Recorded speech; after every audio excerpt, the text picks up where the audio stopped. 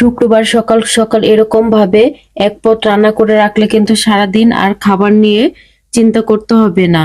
খাওয়ার জন্য কিছু বলতেও হবে না, খুব সুন্দরভাবে পরিবারের সবাই খেয়ে ফেলবে। আজকে আমি ভীষণ মজাদার সবজি খিচুড়ি রান্না করব। তার জন্য প্রথমে চুলাতে একটা পাতিল বসিয়ে দিব, এর মধ্যে দিয়ে দিব তেল, 2টা তেজপাতা, 2 টুকরো দারচিনি, 3-4টার মতো এলাচ, লং দিয়ে দিব, আর দিয়ে দিব গোলমরিচ। 2 মিনিটের মতো ভেজে নিব। এরপর দিয়ে দিব পেঁয়াজ কুচি, দিয়ে এর মধ্যে একে একে মশলা দিয়ে দিব। প্রথমে দিয়ে দিব বড় চামচে 2 চামচ আদা বাটা, 1 চামচ রসুন বাটা, 1.5 চামচের মতো মরিচের গুঁড়ো, আর দিয়ে দিব হলুদ গুঁড়ো 1 চামচের মতো। ঝালটা আপনারা পছন্দ অনুযায়ী দিয়ে দিবেন। মশলাটাকে ভালোভাবে কষিয়ে নিব যতক্ষণ পর্যন্ত না উপরে তেল ভেসে উঠবে।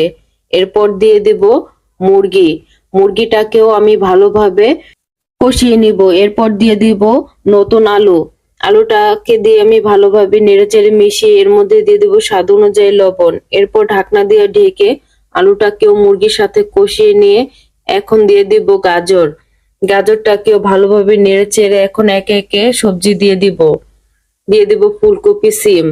আপনাদের হাতের কাছে যে ধরনের সবজি থাকবে সবগুলো সবজিই দিতে পারেন। এরপর ভালোভাবে ঢাকনা দিয়ে ঢেকে রান্না করে নিব। সবজিটা হালকা সিদ্ধ হলে এর মধ্যে দিয়ে দিব আমি চাল আর ডাল ধুয়ে রেখে। এরপর ভালোভাবে নেড়েচেড়ে মিশিয়ে নিব। এখন একই সাথে আমি ভালোভাবে চালটাকেও কষিয়ে নিব যতক্ষণ পর্যন্ত না চালের গায়ে থেকে তেলটা আলাদা হয়ে যায়। এরকম করে রান্না করলে কিন্তু খিচুড়ির স্বাদ দ্বিগুণ বেড়ে যাবে আর খিচুড়িটা খেতে অনেক বেশি মজা হবে। এরপর দিয়ে দিব পানি। এখানে আপনি যতটা পাতলা করবেন ওই অনুযায়ী পানিটা মেপে দিয়ে দিবেন। এখন চামচ দিয়ে একটু নেড়ে চেড়ে দিয়ে দিব 2টার মতো টমেটো কুচি আর কিছুটা বাঁধাকপি দিয়ে ভালোভাবে মিশিয়ে ঢাকনা দিয়ে ঢেকে দিব। এরপর আবার একটু নেড়ে দিব। এভাবেই কিছুক্ষণ পর পর নেড়ে দিতে হবে।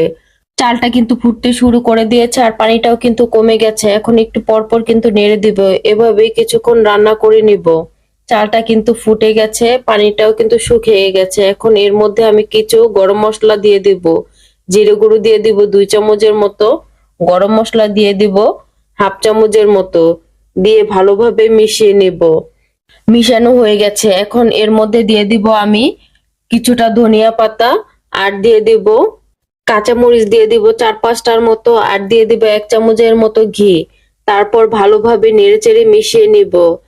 মিশানো হয়ে গেলেই কিন্তু রেডি আমার খিচুড়ি। দেখতেই পাচ্ছেন আমি কিন্তু খিচুড়িটা বেশি পাতলা করিনি, না পাতলা না ঘন, এরকম রেখেছি।